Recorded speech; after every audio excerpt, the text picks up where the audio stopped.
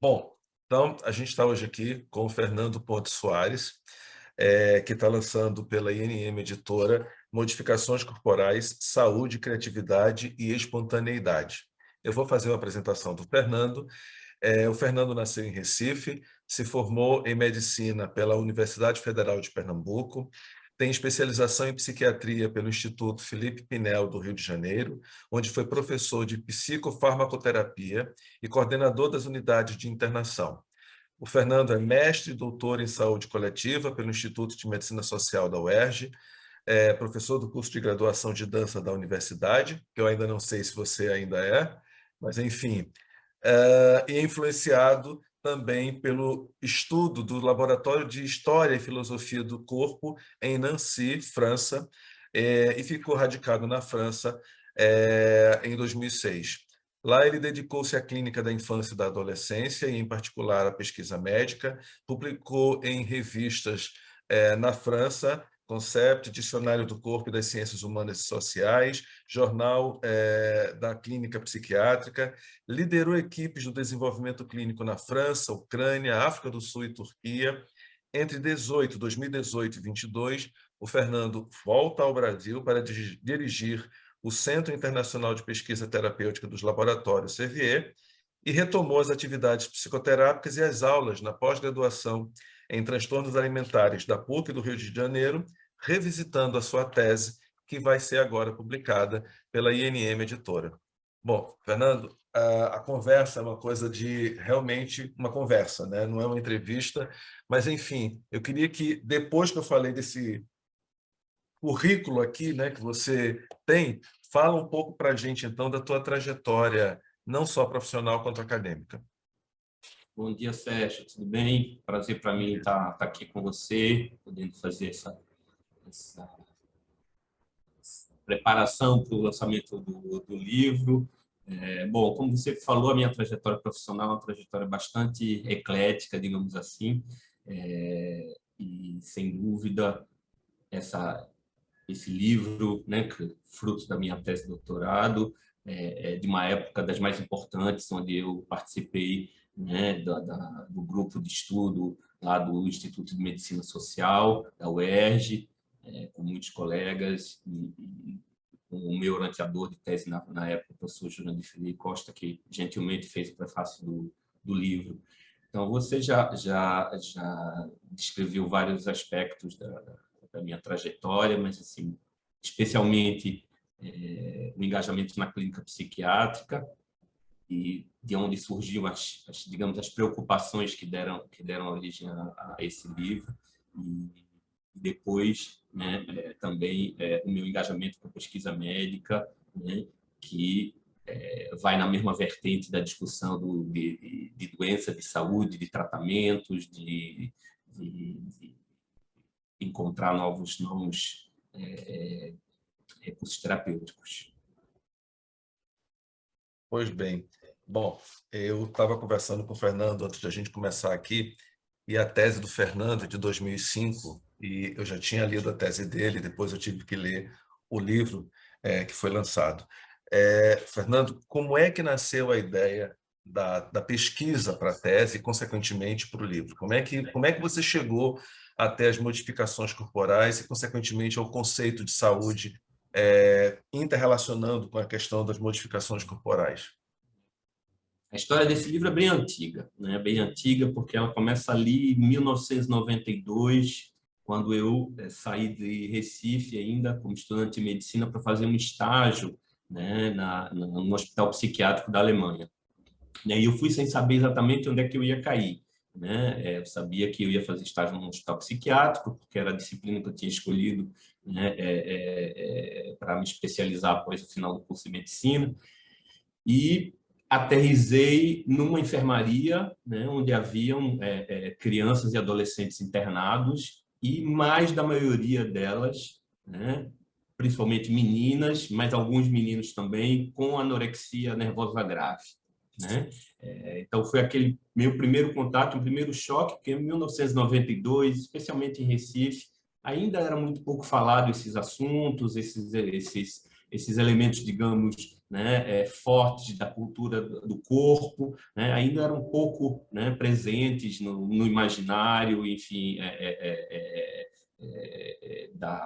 eu digo da comunidade médica, né? Na sociedade já aparecia uma certa, né, expressão disso, e isso, né, chamou minha atenção.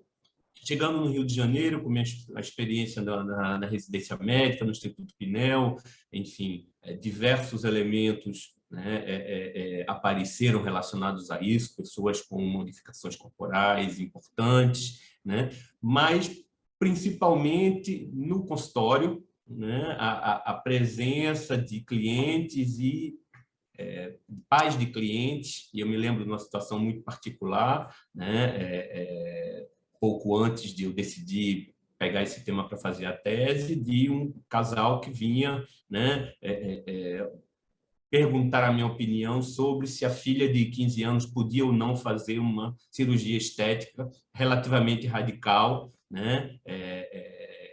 E essa, né, é um exemplo da minha pergunta, né, do interesse de escrever a tese que hoje se transforma em livro, exatamente até que ponto, né, modificar o corpo é saudável, não é saudável, né,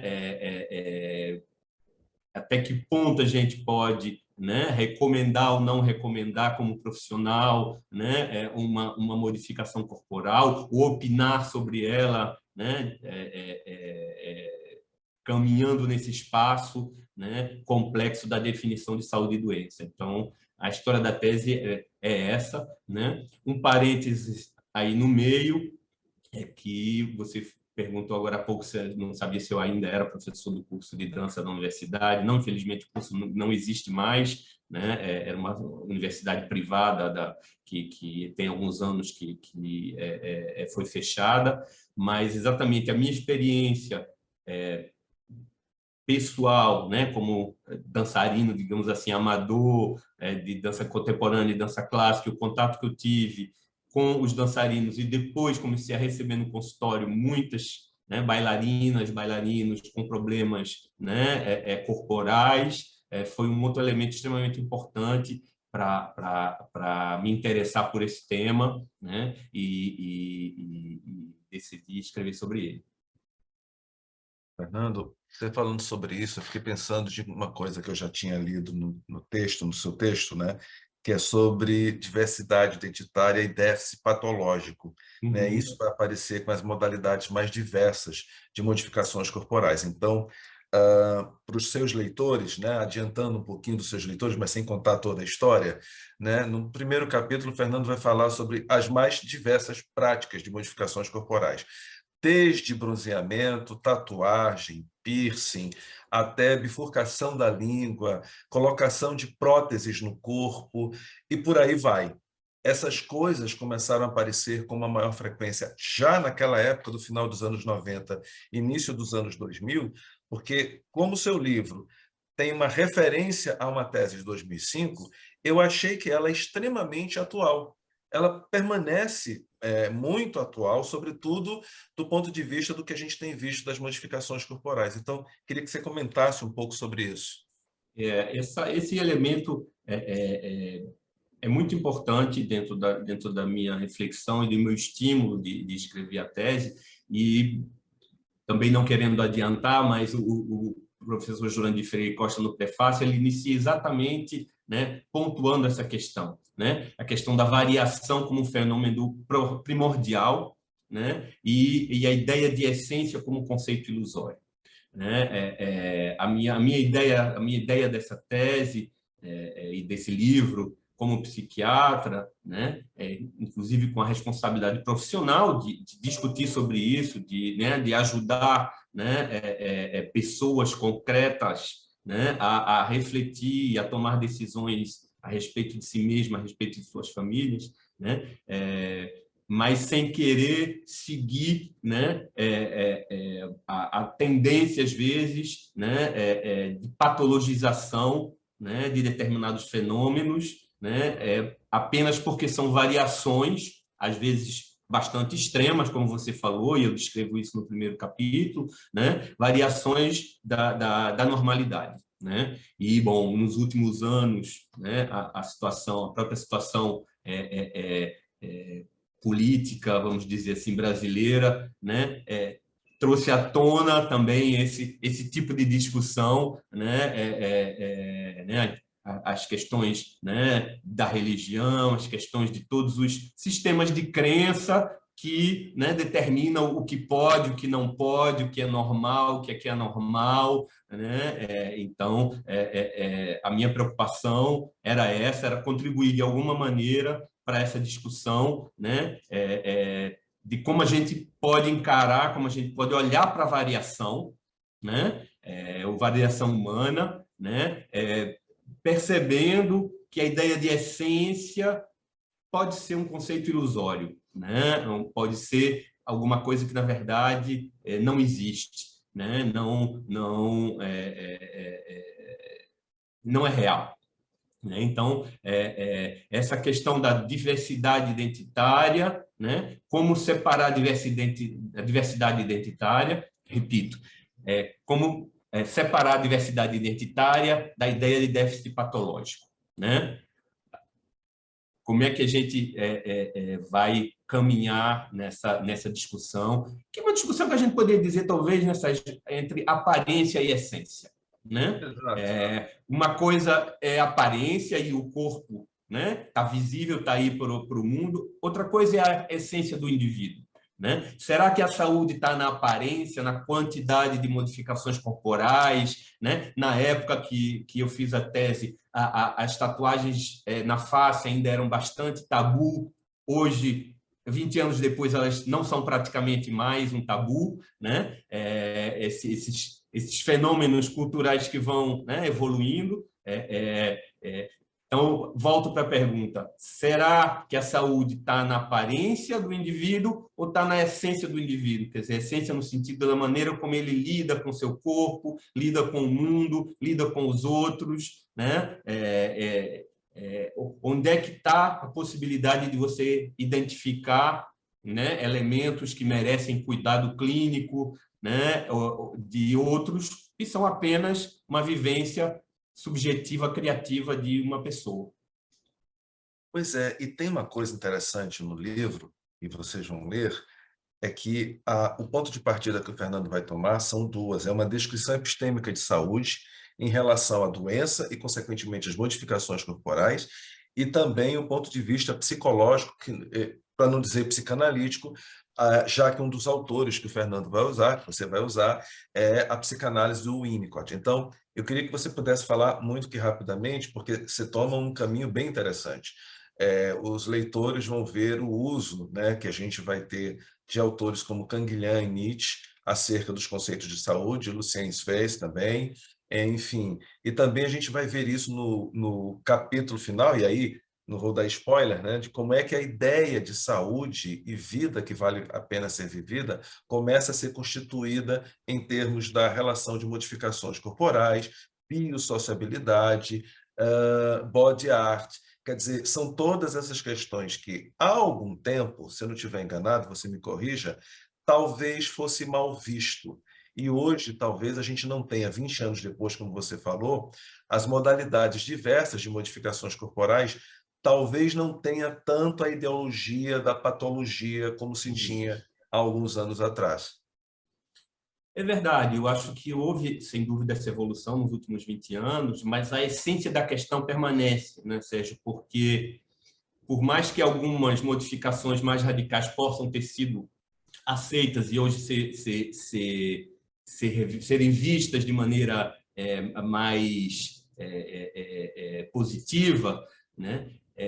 Abre as portas para que outras modificações sejam tentadas. Enfim, o fenômeno corporal ele é infinito, né? A nossa vivência da corporeidade é infinito. Então, eu acho que o livro continua absolutamente atual, quer dizer, a tese continua absolutamente atual e transformada hoje em livro, né? Exatamente por causa disso, porque esses critérios, né, digamos assim, epistêmicos, nosológicos, para classificar, para qualificar patologia e doença, né, continuam sendo fonte de debate, né? A fronteira que divide a saúde da doença, ela continua, mesmo nas modificações corporais, porque, como você falou, a gente vai ver no primeiro capítulo, né, onde eu descrevo o campo, né, das modificações corporais, existem coisas radicais como o amputismo, né? O amputismo, que é a amputação espontânea, desejada de uma parte do corpo por alguém que tem uma vivência de que aquela parte do corpo não está bem, não está lhe pertencendo, né? E isso é um dos exemplos mais radicais e continua sendo bastante, né, polêmico, né? Então, eu concordo com você, nos últimos 20 anos houve uma evolução, um deslizamento, né, da aceitação de algumas modificações corporais, mas digamos assim, a essência da questão continua, né? Até que ponto a gente pode, né, considerar e qualificar de saudável, ou como é que a gente vai, né? Porque, na verdade, a minha questão é muito mais isso, como é que a gente vai caminhar nesse campo, né? Sem precisar, né, fazer definições, conceitos radicais de saúde e doença. O Canguilhem, que é um ator que você citou, que eu utilizo bastante, né, no segundo capítulo, né? O Canguilhem, ele diz que a vida desconcerta a lógica, né? E a vida desconcertando a lógica, a gente deveria pensar, como pesquisadores, a renunciar talvez um pouco à construção de conceitos muito fortes e muito estáveis. Perfeito. E eu acho que você encontra um campo semântico também para falar de saúde, patologia, e na teoria do Winnicott, que eu achei bem diferente. Quer dizer, eu tenho uma certa aproximação com a leitura do Winnicott, já escrevi, já estudo e tudo mais, mas a forma como você toma para apresentar a teoria do Winnicott, considerando os vieses de saúde e patologia, eu acho bem interessante. E aí, o que faz com que você tivesse influenciado pela teoria do Winnicott para inscrevê-lo, né, na compreensão da questão da saúde? Porque tem uma tese bem interessante no livro. É a ideia de que modificação corporal, como você falou, de essência e aparência, a gente ainda está regido por isso, mas não é a forma como você usa o seu corpo para mostrar essa aparência que vai ser tomada como patológica, muito embora, como você falou, as questões religiosas, políticas, tragam ainda essa ideia. Mas um autor como o Winnicott, ele, não é que ele tenta naturalizar, mas ele tenta considerar o conceito de saúde como privilégio da condição humana, né? A famosa vida que vale a pena ser vivida. E você chega até ele através disso. Exatamente, exatamente. O Winnicott é um autor que, na verdade, eu conhecia relativamente pouco na época, quer dizer, tinha feito leituras dentro da minha prática psicoterápica e dos grupos de estudo e das formações que eu participei, mas não conhecia profundamente a teoria, e foi buscando, né, nos autores da psicanálise, da psicologia que falavam de saúde, né, que eu, digamos assim, caí em cima do Winnicott e comecei a pesquisar e a verificar como, né, elementos da teoria dele podiam ser interessantes para essa discussão. É claro, como todo psicanalista, a teoria do Winnicott, ela é uma teoria centrada na clínica individual, né? Mas eu fui buscar e acho que encontrei elementos, né, que podem contribuir para a discussão social, epistêmica, cultural das modificações corporais, por causa exatamente desse conceito de saúde que você colocou, né? Uma postura do Winnicott que é uma descrição da saúde que eu poderia dizer que é prática, né? Que é positiva, né? E que, ao mesmo tempo, para mim, é eticamente desejável, né? que é uma postura qualitativa nas questões humanas. Né? O Winnicott tem uma frase que ele diz: nada é muito nítido nos assuntos humanos. Quem poderia dizer onde termina a saúde e onde começa a doença? Né? Esse autor que me estimulou a trazer para a discussão da saúde e da doença nas modificações corporais. E eu pude encontrar, né, e o final do terceiro capítulo, ele é basicamente dirigido a isso. Eu pude encontrar uma lista de 39 termos ou conceitos dentro da teoria winnicottiana que a gente poderia associar aos aspectos vivenciais da saúde. Né? Começando por noções como noções de adiamento, por exemplo, né? Que o Winnicott fala: uma pessoa saudável é aquela que consegue adiar a satisfação dos seus desejos, que não precisa, como, né, sei lá, vou usar um exemplo radical, como um assassino em série seguir 100% das suas pulsões, sem controle e sem, né, filtro. Né? Então, o Winnicott fala: uma pessoa saudável sabe adiar a satisfação, adiar ou anular a satisfação de alguns desejos que ele reconhece como não pertinentes naquele momento, ou não pertinentes de maneira nenhuma. Né? Então, e a lista acaba com o conceito de solidão, ou mais concretamente a capacidade de estar só, né?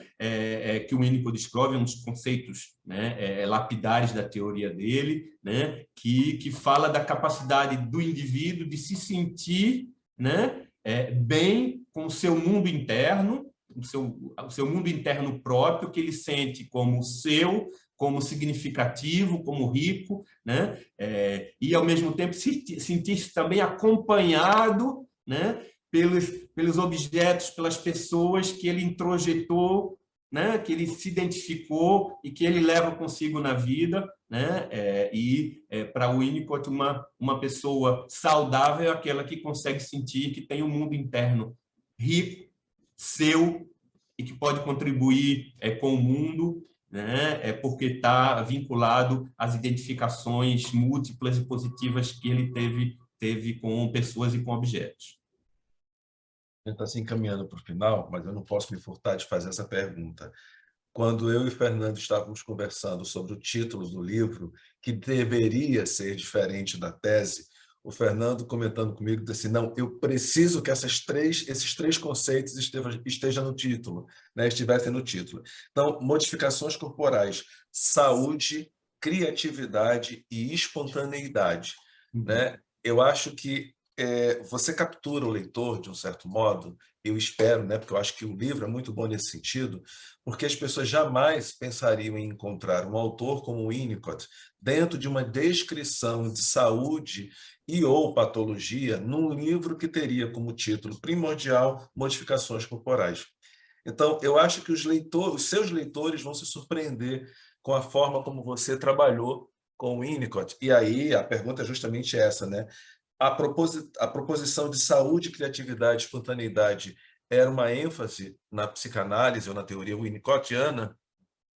É uma ênfase, sim, na teoria winnicottiana, porque a criatividade e a espontaneidade são dois conceitos fortes da teoria winnicottiana, né? Que capturam, digamos assim, a possibilidade de a gente descrever a saúde, né? Que eu utilizo autores outros, como o próprio Nietzsche, que tem uma visão muito disruptiva do conceito de saúde, né? Mas esses conceitos winnicottianos de criatividade e espontaneidade, e por serem conceitos do universo da clínica, que é o meu universo, e que é o universo onde a gente, né, pode e é frequentemente chamado a intervir, a opinar, né? Usar esses dois conceitos, né, como definidores da saúde, para poder dizer que o universo das modificações corporais, como o universo de outras variações humanas, né? Existem outras, a gente excluiu da tese, quer dizer, eu excluí da tese, deixa eu falar, gente, pensando agora no meu orientador, no grupo de discussão, em todas as discussões que nós tivemos, nós excluímos, por exemplo, a questão, né, da identidade sexual, das modificações corporais, que passam também, né, porque inclui outros conceitos e outras questões identificatórias diferentes, enfim, né? A gente se restringiu, né, ao campo já muito amplo das modificações corporais não sexuais, né? Mas por que eu estou falando disso? Porque eu acho que o livro ele aponta para um universo e existem outros de variação humana, variação subjetiva, variação identitária, né? E ele busca, né, não dizer e não validar que qualquer modificação é ok, é aceitável por qualquer pessoa em qualquer momento, não é isso, mas olhar para esse campo dizendo que para muitas pessoas, né, em muitos momentos de suas vidas, modificar o corpo contribui, leva a um estado de maior satisfação no existir, né, dela, e que não tem nenhuma consequência negativa, né, nem antiética para o outro, né, e que por isso, né, podem ser consideradas como as manifestações criativas de um corpo individual, de um indivíduo no mundo, né, e espontâneas, né, características da saúde, né? E você, no início da entrevista, você mencionou um dos elementos muito importantes do Winnicott, né? A saúde como a sensação de que a vida vale a pena ser vivida, né? Para algumas pessoas, a vida vale a pena ser vivida com modificações corporais. E por que é que nós, outros, né, diríamos o contrário? Perfeito. Bom, Fernando, estamos chegando ao final da entrevista. Vou deixar com você as últimas palavras, mas antes vamos convidar então as pessoas para o lançamento de Modificações Corporais, Saúde, Criatividade e Espontaneidade, com o prefácio do professor Júnior de Freire Costa, e o lançamento será no dia 3 de dezembro, a partir das 17 horas, na Blux Livraria de Botafogo, no Espaço de Cinema Itaú. É aquela galeria onde fica o Espaço de Cinema Itaú. Enfim, vou deixar as últimas palavras com você. Obrigado, Sérgio. Enfim, queria agradecer a você, a INM Editora, pela oportunidade de publicar esse livro, esse trabalho, essa contribuição, e espero que vocês estejam todos lá no lançamento e que vocês apreciem a leitura. Perfeito. Então a gente se vê lá. Muito Ok? obrigado. Até mais.